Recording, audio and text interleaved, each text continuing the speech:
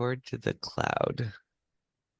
Okay, well, welcome to the November 19th, uh, 2024, sorry, um, session of Tapper and HamSCI technical session.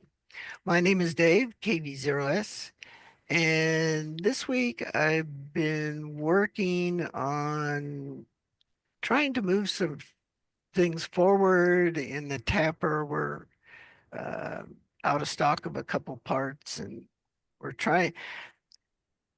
A former person left that was working on this, and so not everything is accessible the same. It's the same old sad story. So we're trying to get it all back and working and get the parts made, and off we go. So that's my week. Uh, Next on the list is Nathaniel, W2NAF. Go ahead, Nathaniel. Thank you very much, Dave. So last week I was at the NASA Citizen Science and Science Activation Conference. I was there with um, Gareth Perry and Gary McKeaton, and it's a really fun conference because it's focused a little bit more on kind of like the programmatics and the science results exactly. So you get to hear about these different citizen science projects from all over the country, and you get to interact with all these people. So I think HamSci was very well received there. Um, they were actually quite surprised about our approach of just leaving the Zoom rooms open all of the time and letting people just be able to hop on a Zoom room at any time. They really liked that. So they had us share Okay. that they had us share that practice with everybody. They really liked our HamSci newsletter, which I showed you last week, I think on PDF format, and we sent out over Lister, but we had actual, everything's blurry.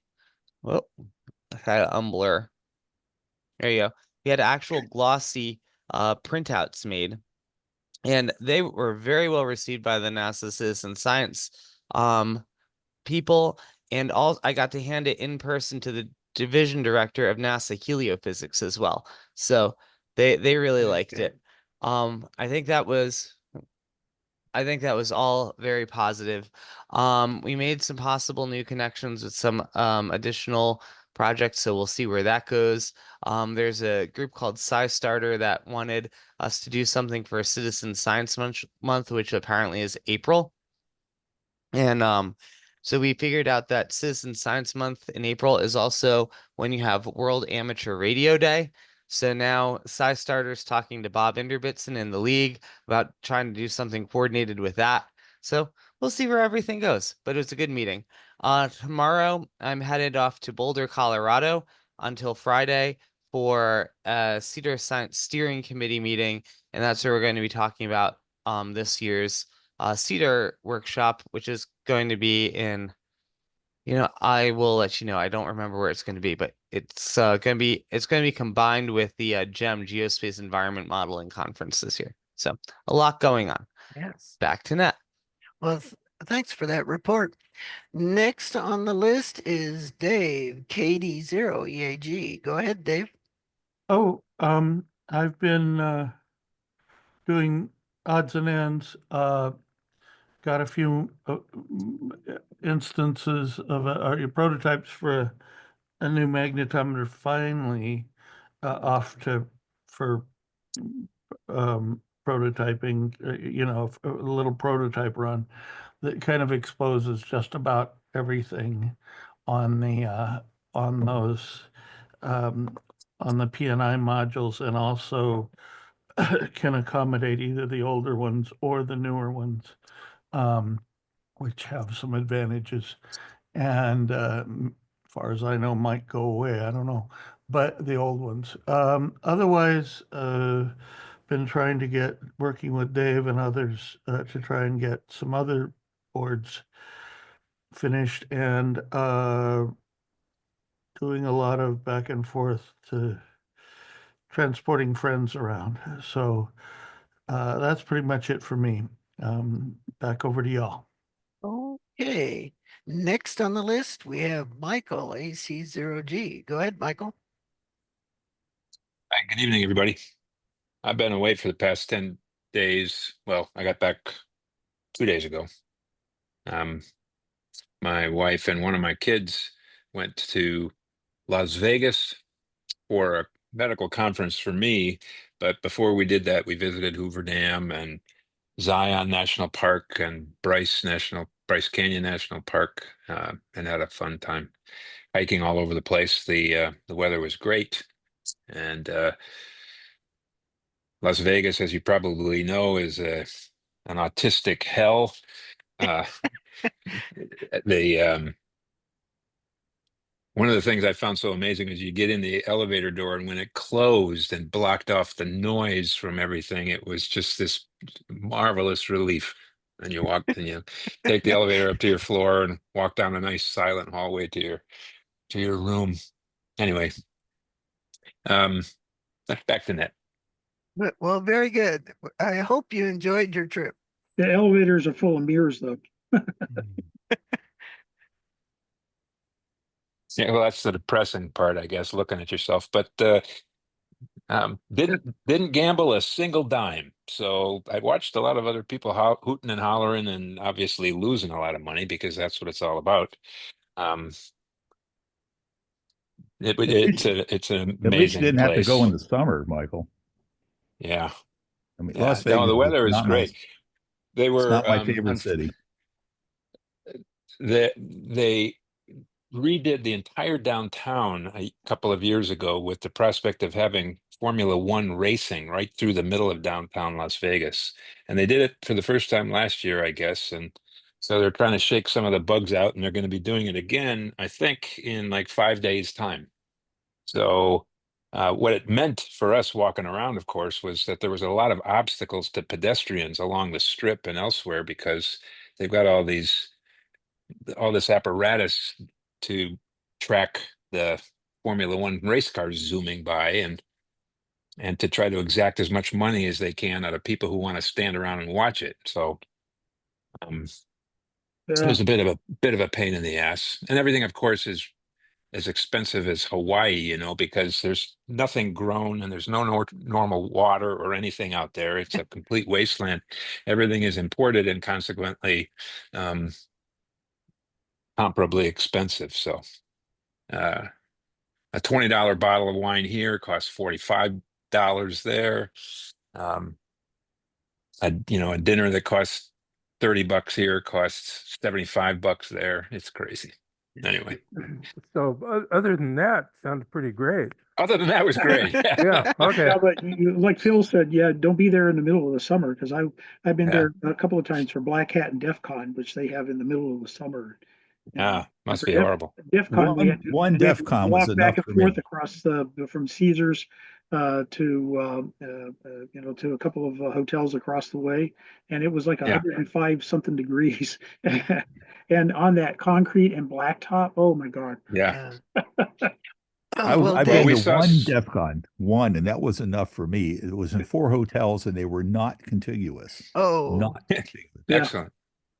well, Dave New is next on the list. So go ahead, Dave.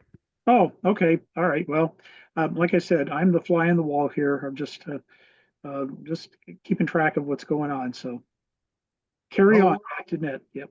okay. Next on the list is Tom McDermott. Go ahead, Tom. Okay. You're Okay. used to being last. Yeah, I'm so used to being last. I wasn't even ready to go there. Back in town, spent a little bit of time in San Antonio, and out of the heat and humidity and back into the freezing rain. No, back to the group. Okay.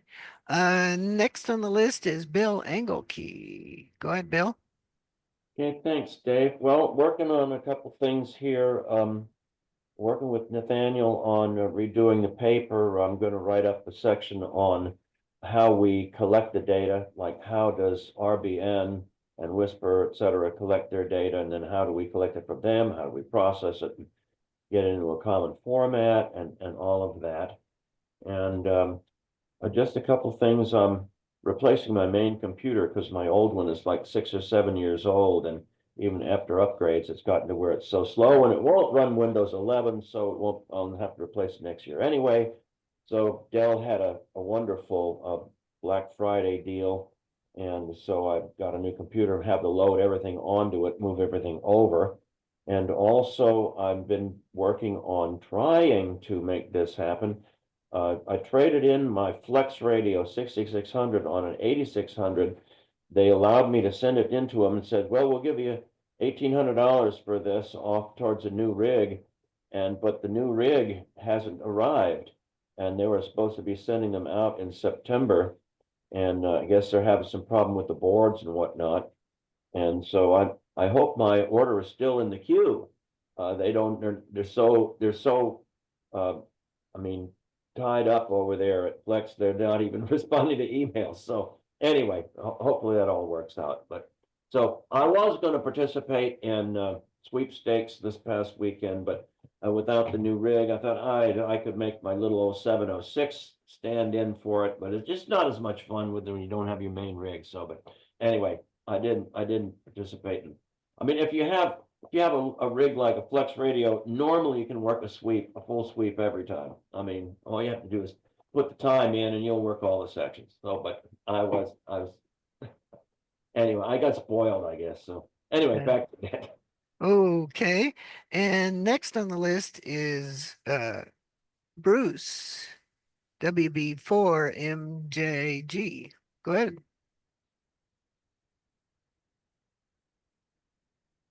Your mic muted. So push the mic button at the bottom. There we go. Yeah, Well, no, welcome. thank you. Just hanging out in the process of slowly moving houses and trying to move a workshop piece at a time. And I got a lot of trees and trying to figure out where I can put an antenna. So that's to be determined, I'm afraid. But yeah, just sort of new to HamSCI. I've been following it for a year or so, maybe, and decided to follow it a little closer. So it's a good thing. Well, good. Thanks. And if you find it interesting, come back and keep. We have this I will week try every to, week, unless it's a holiday or something. Yeah, I get the emails, so I try to. Sometimes Mondays are tied. Okay. Let's see. Next on the list, we have Bob Strickland, N5BRG. Go ahead, Bob. Hello, everybody. I've got a lot of little things going on here. I bought myself a new Apple Mac Mini and a studio monitor and found it's pretty nice. The studio monitor has a built-in camera, and I noticed on Zoom, it's got like a wide field view, but it zooms in on the subject and it kind of follows you around, which I thought was interesting. And the audio out of it is really nice too. I managed to get down to UTD, University of Texas, Dallas, and visit with Fabio Rodriguez this week. And he's doing work in a similar fashion. And I may be hosting one of his radio songs here in the future. He's got too much noise down there. And I told him, I thought maybe out in the country here, we might have a little better noise level. My Grape 1 dropped out a couple of days ago, and Bill's emails rattled my tree, and I got out there and restarted it. Not sure why it dropped out. Maybe a SD card or something's getting a little bit weak. And put a UPS on the magnetometer, Pi 3, to make sure it didn't drop out. And I'll probably end up adding a UPS to the other boards pretty soon. And I also did some work on the RX888, getting it assembled and ready to go. So fixing to connect that up to the K9Q software and try to get it started recording or receiving data. So that's it for me for now. Back to you. Very good. But let's see. Next on the list is Clint, K7OEI. Go ahead, Clint. Hello. Let's see. A bunch of things happening. Just in the shack, putting up shelves so I can have move stuff from that's accumulating on flat surfaces to other flat surfaces. Mainly off to the side here. Now I have a shelf on which I can set the switches and the kiwis and the blitzer tongue receiver and all that. One of the other things I was looking at today was I'll show it and explain what's happening. There's a You're probably familiar with the high frequency trading stuff that occurs on HF. And I was noticing on one of the Utah Web SDRs, it was overloading badly. And you see these pulses here. Here's two high frequency trading things. And what they do is they're a dead carrier. And when they want, I guess when they signal a trade, they send two microsecond or wide or millisecond wide pulses, a millisecond apart, to trigger it. And that power of the pulse is like 30 dB higher than the resting carrier. And it was saturating this receiver on the web SDR. And I had to go around and play levels because something like that is not easily tracked by AGC. So I had to reset the AGC level and the threshold and everything like that. So, I mean, it's about as bad as lightning when it comes right down to it, having the signal here that just, it's a strong carrier, because of propagation. But when it comes up by 30 dB for milliseconds at a time, it raises real hell. And there's two of them here. There's one, this one I noticed is running 1 tick per second. They must be testing it. And I could hear that tick across this whole band. And then this other one here is doing something more normal. You see what, random clicks happening to apparently to signify transactions that are in the process of being readied. But anyway. I think those stations run 50 kilowatts, don't they? Well, I guess so. And supposedly, if they're causing interference, you just let them know, and they'll work with you. But since they don't do any ID and they're secretive, that's just yeah, it's right. lip service.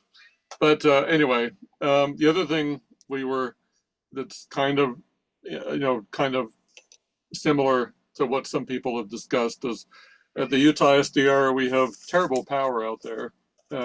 We go through more than one UPS per year. Earlier this year, we lost the UPS because we figure at least 400 volts appeared where 120 should have been, which doesn't bode well for anything. So we're trying to harden it. Also, we lose power for days at a time. So we recently got 400 amp hours at, 200 amp hours at 48 volts out there. And we're looking at putting in solar as well to increase our runtime so we don't have to constantly go out and feed the generator, every so many hours. And that's a work in progress, but it is, one of those things where we're very fastidious about if we add something, making sure it doesn't make things worse as far as interference goes. So every time we add like the UPS or another piece of equipment with switching supply on it, which is by definition the small transmitter, we have to scan the whole spectrum and see where it comes up. And so far, the new device, which was made by Renogy, is pretty clean, except for the solar input, but that's trivial to fix.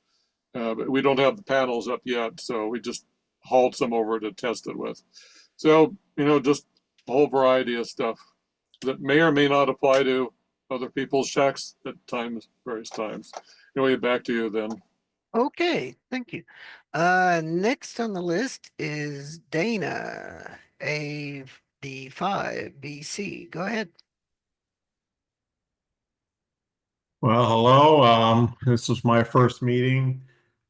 We've had a grade 2 running in my office at LSU, which means that the antenna is a horrible compromise.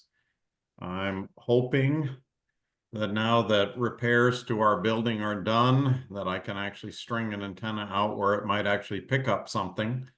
So a couple of our signals are extremely weak because what I have is not anything close to a resonant antenna, and there's a god-awful impedance mismatch between it and the receiver. So, but that's about it. I just wanted to come and check in and see what you guys were up to. So that's about all I can. Well, you can always talk to Nathaniel about getting things built into a building at a university. Yeah, well, it's facility services here at LSU is uncooperative, although Yes. that's not at all unique to universities. In the past, I worked at the University of Missouri, and I didn't have to put up antennas, but had my troubles with networking. Yeah. So anyway, welcome, and please come back if you find it interesting. Next on the list, we have Dave H, which is W6OQ. Yeah, good evening from Los Angeles, and just here, hanging out, seeing what's going on, looking for, if there's any way I can be helpful. Okay, that's it. Okay. And next on the list is Dave Julian, WB9YIG. Go ahead, Dave. Good evening, folks. Just kind of cleaning up a project. I've got foot surgery in the future, so I've trying to relocate a secondary station up to where it's on the same level. So got that Yes. operational now. So yeah, I'm gonna be in a boot for 2 months. No driving, no nothing. So just trying to get things set up that way. Go back to that. Thanks a lot. Okay. Next on the list, I'm trying to make sure, is David McGaw, N1HAC, somebody else that has dealing with antennas in university buildings. Oh, yes. Yeah, it's interesting how there are different regimes that come and go. Yeah, right now, this past week has been going up on the roofs and helping them identify what's up there. They've gotten really obsessive about what's on the roofs and holes in their rubber, going through it and such. And there's a whole bunch of abandoned stuff, an old like TV camera from a local TV station, microwave links, other analog repeaters that are not being used anymore because they've all gone digital. Anyway, I seem to be the only one around who has any idea what this stuff is. So I've been helping them out to identify it. That's which is ours, that which is not ours, and whatnot. We'll see if that all gets straightened out. And by the way, I think I'm Dave number 7 tonight. Wow. We've got a lot of us We on. can call this the Dave group. Yeah, really. Mind if we call you Dave just to keep things clear? Yeah. And I'm trying to work on our my new citizen science directive, which is working out rheometers, seeing if I can come up with a simple rheometer that could integrate in with all of this, which combines with our antenna evaluation project. I'm not really sure what I'm picking up here. I've got things tuned to 30 megahertz, which is supposed to be a protective band, but I'm getting noise during the day and quiet at night and not sure what's